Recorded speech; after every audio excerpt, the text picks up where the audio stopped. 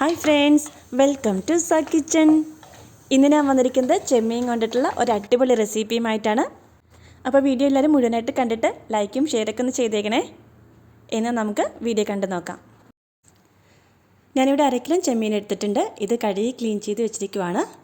ഇത് നമുക്കൊന്ന് മാരിനേറ്റ് ചെയ്ത് വെക്കാം. അതിന് വേണ്ടിയിട്ടുള്ള മസാല തയ്യാറാക്കിയെടുക്കാം.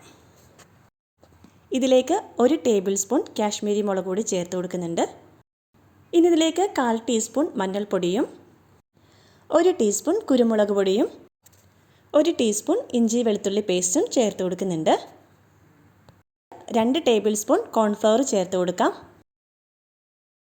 ഇനി 1 ടേബിൾ സ്പൂൺ മൈദ ചേർത്ത് കൊടുക്കുന്നുണ്ട്. 1 കോഴിമുട്ട ഒന്ന് ബീറ്റ് ചെയ്ത് വെച്ചിട്ടുണ്ട്, അതും ഇതിലേക്ക് ഒഴിച്ചു കൊടുക്കാം. ഇനി ഇതിലേക്ക് ആവശ്യത്തിനുള്ള ഉപ്പും കൂടി ചേർത്ത് ഞാനിവിടെ 1/2 ടീസ്പൂൺ ഉപ്പ് ചേർത്ത് കൊടുക്കുന്നുണ്ട്. ഉപ്പും കൂടി ചേർത്ത് നമുക്ക് നല്ലവണ്ണം ഒന്ന് മിക്സ് ചെയ്തെടുക്കാം. ഇനി നമുക്ക് ഇതൊരു 20 മിനിറ്റ് റെസ്റ്റ് ചെയ്യാൻ വെക്കാം. നമുക്ക് ഇതൊന്ന് ഫ്രൈ ചെയ്തെടുക്കാം. അതിന് വേണ്ടിയിട്ട് ഒരു പാൻ ചൂടാക്കിയിട്ട് അതിലേക്ക് ഓയിൽ ഒഴിച്ചു കൊടുക്കാം. ഞാനിപ്പോൾ ഇതിലേക്ക് വെളിച്ചെണ്ണയാണ് ഒഴിച്ചു കൊടുത്തിരിക്കുന്നത്. എണ്ണ ചൂടായതിന് ശേഷം നമുക്ക് ഇതിലേക്ക് ചെമ്മീൻ ഇട്ട് കൊടുക്കാം. എണ്ണ ചൂടായി വന്നിട്ടുണ്ട്. ഇനി നമുക്കിതിലേക്ക് ചെമ്മീൻ ഓരോന്നായിട്ട് ഇട്ട് കൊടുക്കാം. തീ ഈ സമയത്ത് മീഡിയം ഫ്ലെയിമിൽ വെച്ച് കൊടുക്കാം. എണ്ണയിലേക്ക് ഇട്ട ഉടനെ തന്നെ ചെമ്മീൻ ഇളക്കി കൊടുക്കരുത്. ഇളക്കി കൊടുത്തു കഴിഞ്ഞാൽ അതിലുള്ള കോട്ടിംഗ് എല്ലാം ഇളകിപ്പോകും. എന്നിട്ടൊരു ഗോൾഡൻ കളർ ആവുന്നത് വരെ നമുക്കിതൊന്ന് ഫ്രൈ ചെയ്തെടുക്കാം. ഒരു സൈഡ് ഫ്രൈ ആയി കഴിയുമ്പോഴത്തേക്കും മറിച്ചിട്ടിട്ട് അടുത്ത സൈഡും കൂടി ഫ്രൈ ചെയ്തെടുക്കാം. 2 സൈഡും ഇപ്പോൾ ഇവിടെ ഫ്രൈ ആയി വന്നിട്ടുണ്ട്. നമുക്കിത് എണ്ണയിൽ നിന്നും കോരി മാറ്റാം. എല്ലാ ചെമ്മീനും നമുക്കിതുപോലെ ഫ്രൈ ചെയ്തെടുക്കാം.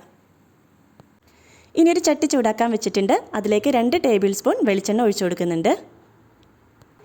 എണ്ണ ഇപ്പോൾ നല്ലോണം ചൂടായിട്ടുണ്ട്. ഇനി ഇതിലേക്ക് 1 ടേബിൾ സ്പൂൺ ഇഞ്ചി വെളുത്തുള്ളി പേസ്റ്റ് ഇട്ട് കൊടുക്കാം. എന്നിട്ട് നമുക്ക് നല്ലോണം ഒന്ന് ഇളക്കി കൊടുക്കാം. ഇഞ്ചിയുടെയും വെളുത്തുള്ളിയുടെയൊക്കെ പച്ചമണമൊക്കെ ഒന്ന് മാറി അതൊന്ന് വഴന്ന് വന്ന് തുടങ്ങിയിട്ടുണ്ട്. ഇനി ഇതിലേക്ക് ഉള്ളി ചേർത്ത് കൊടുക്കാം. ഞാൻ 25 ചെറിയ ഉള്ളി ഒന്ന് ചതച്ചെടുത്തിട്ടുണ്ട്. അത് ഇതിലേക്ക് ഇട്ട് കൊടുക്കുന്നുണ്ട്. ഉള്ളിയും കൂടി ഇട്ട് കൊടുത്ത് നമുക്കിതൊന്ന് വഴറ്റിയെടുക്കാം. ഉള്ളിക്ക് പകരം നിങ്ങൾക്ക് വേണമെന്നുണ്ടെങ്കിൽ സവാള വഴറ്റി ചേർക്കാം. പക്ഷേ കൂടുതൽ ടേസ്റ്റ് ഉള്ളി വഴറ്റി ചേർക്കുമ്പോഴാണ് കേട്ടോ. നമുക്കിത് നല്ലവണ്ണം ഒന്ന് ഇളക്കി കൊടുക്കാം. ഉള്ളിയൊക്കെ നല്ലവണ്ണം ഒന്ന് വഴന്ന് വരട്ടെ. ഉള്ളിയൊക്കെ ഇപ്പോൾ വഴന്ന് വന്നിട്ടുണ്ട്. ഇനി നമുക്കിതിലേക്ക് പൊടികൾ ചേർത്ത് കൊടുക്കാം. ഇതിലേക്ക് 1 ടേബിൾ സ്പൂൺ ചതച്ച മുളക് ചേർത്ത് കൊടുക്കുന്നുണ്ട്. 1 ടീസ്പൂൺ കാശ്മീരി മുളക് പൊടിയും 1/4 ടീസ്പൂൺ മഞ്ഞൾപ്പൊടിയും 1 ടീസ്പൂൺ മല്ലിപ്പൊടിയും 1/2 ടീസ്പൂൺ ഗരം മസാലയും കൂടി ചേർത്ത് കൊടുക്കുന്നുണ്ട്. എന്നിട്ടെല്ലാം കൂടി നല്ലവണ്ണം ഒന്ന് ഇളക്കി കൊടുക്കാം. പൊടികളുടെ പച്ചമണമൊക്കെ ഒന്ന് മാറി വരട്ടെ. തീ ഈ സമയത്ത് നമുക്കൊന്ന് ലോ ഫ്ലെയിമിൽ വെച്ച് കൊടുക്കാം. ഇനി ഇതിലേക്ക് കുറച്ച് കറിവേപ്പില ഇട്ട് കൊടുക്കാം.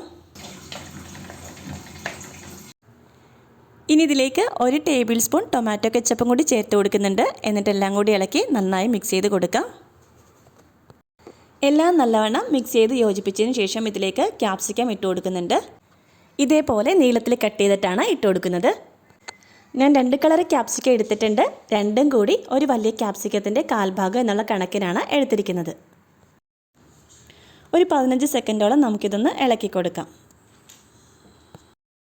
ഇനി ഇതിലേക്ക് 1/2 ടീസ്പൂൺ ഉപ്പും കൂടി ചേർത്ത് കൊടുക്കാം. എന്നിട്ട് എല്ലാം കൂടി നല്ലവണ്ണം ഒന്ന് ഇളക്കി കൊടുക്കാം.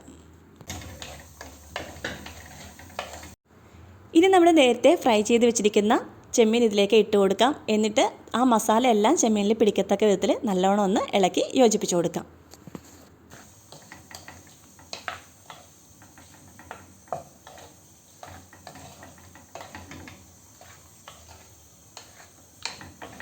ഇനി ഇതിലേക്ക് 1/4 കപ്പ് ചൂടുവെള്ളം ഒഴിച്ചു കൊടുക്കുന്നുണ്ട്.